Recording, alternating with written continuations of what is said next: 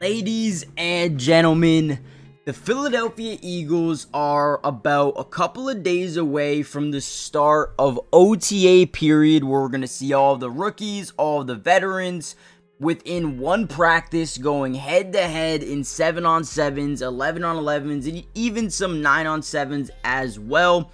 And in this video, what I wanted to do is kind of break down a couple of guys that you need to keep your eye on throughout these practices. I'm going to look at some position battles that we're going to really focus on in this video as well. And right here, you're seeing a little bit of rookie minicamp practice. Some of the rookies going through some route running drills, catching the football, trying to drag 2 feet in, as well as he transitioned from college, where you only need 1, the NFL, where you need 2.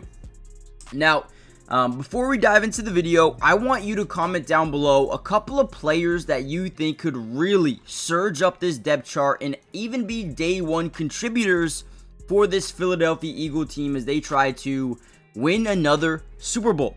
With that being said, let's dive into the video. Now, first thing first, I want to look at the running back position. Obviously, you have Saquon Barkley, but there's a guy that I think needs to make a really good first impression. Maybe even 2 guys that need to make a good first impression to, play a role on this football team. First of all, A.J. Dillon. We know A.J. Dillon is a monster of a running back. I mean, the dude is a beast. However, the on-the-field play hasn't been the most consistent throughout his NFL career. Obviously, playing behind some really good players like Josh Jacobs and Aaron Jones, he hasn't really found a way onto the football field early on in his career. But we know the dude has massive quads, he's got great leg strength, and he is someone that fits perfectly behind Saquon Barkley to maybe keep him a little bit more well-rested.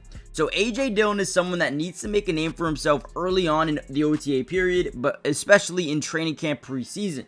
Another guy, Will Shipley and Avery Williams as well. Now, Will Shipley maybe a little bit less because, he's only a second-year player. He has shown a lot of, good things in the past, especially in the playoffs.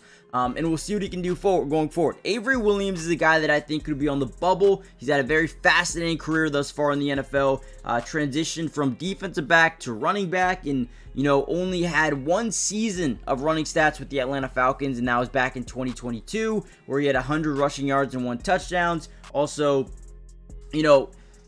he's just an interesting player. 31 tackles, 3 QB hits, 2 fumble recoveries, and now he's a running back. So, listen, he's going to be on the bubble. He could be a special teamer for sure, but he's going to have to come in and make a difference on day 1 if he wants to make this team. Now, outside the running back position, we can talk a little bit about the quarterbacks. Now, obviously, with them trading Kenny Pickett, the man who took the last snap of the Super Bowl, to the Cleveland Browns, now you have a guy I really like. Tanner McKee, I think, could be a starter on a couple of different teams in the NFL right now. I really do believe that. I think he's got some great potential. And every preseason, it seems like he's showing out, right? But they also add Kyle McCord in the 6th round, and then Dorian Thompson-Robinson from Cleveland in the Kenny Pickett trade. One guy that needs to play well right away is both Dorian Thompson-Robinson and Kyle McCord. Both these guys need to play good on day 1, and if they don't, they will be finding themselves either on the practice squad or maybe on another team, or maybe not have a team at all, right? But I'm excited about Tanner McKee. I think he's going to continue to showcase why he deserves to be the backup, and probably the highest paid backup in football, if I'm being honest with you. All right, another guy here that I have is Small Munden. I love Small Munden. I really do. I think he's going to be a beast. He was drafted in the 5th round of this year's NFL draft. Now, he is had a little bit of a leg injury last season, cost him 4 games, but still had 57 tackles, 3.5 TFLs, 3 sacks, 3 pass breakups in 10 games. And then again, did miss, games almost every single season with injuries. So he has to prove that he is not an injury-prone player. And to be honest with you guys, the crazy thing about Small Munden, if he was not someone who had a lot of injuries in his career, I could have seen him being a 2nd-round draft pick of this year's NFL draft. Now, obviously, with him fighting through those durability concerns, he's going to be in roster battles with Jeremiah Trotter Jr., and obviously Jihaad Campbell is going to make the team. He's going to be probably even a starter, potentially, with Nakobe Dean's recovery.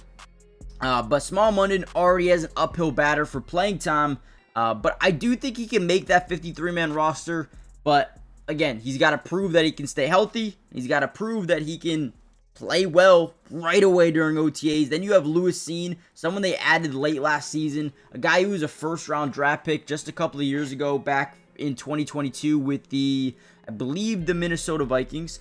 He only had 2 tackles in 11 games with the Vikings, the Bills, last season. But obviously, he needs to play well because you look at the safety room. You have Sidney Brown, you have Andrew Mukuba, you have Reed Blankenship. Lewis Cine is a guy that can easily see himself get, just fall out of the rotation and maybe not even make the team.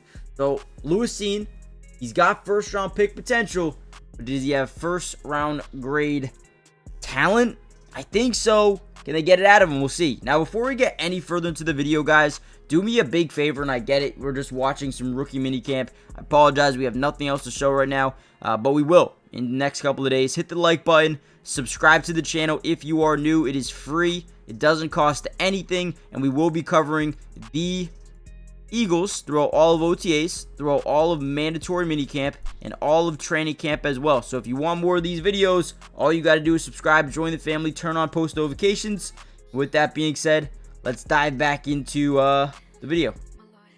Alright, now I want to talk a little bit about, some roster battles and where they should be happening. Now, wide receiver is one. You have A.J. Brown, you have Devontae Smith as the top wide receivers in the group, right? But behind them, you need a reliable third option. It's a must for any offense. Last year, they had Jihaad Dotson, caught 19 of 33 targets for 216 yards in 17 games with the Eagles. And he was acquired from a trade with Washington. He also rushed for 13 yards. Now, despite his struggles, he did play a ton of snaps for them this season, and he improved as he developed chemistry with the team. So if they want to come into the season with him as that number 3 wide receiver, that is definitely a viable option, right? But behind them, you have Johnny Wilson, who played a lot of tight end for them, especially in the goal line areas. You have Terrace Marshall, who is a really good player back at LSU. You have Anai Smith, who is a 5th-round pick. You have Danny Gray. You have Elijah Cooks. You have Darius Cooper. Which one of these wide receivers is going to break out as at number 3 or even number 4? They need a number 4 wide receiver on this team as well. Who is going to be that guy? Right now, we have no idea. So that will be interesting. Right guard is another big position group for this football team. Now, Tyler Steen lost training camp battles to Cam Jurgens in 2023 and lost the one to Mekhi Becton in 2024. But this is his best shot at being a day 1 starter at right guard this season. Now, he's going to guard Kenyon Green, someone they traded for who is just 23 years old,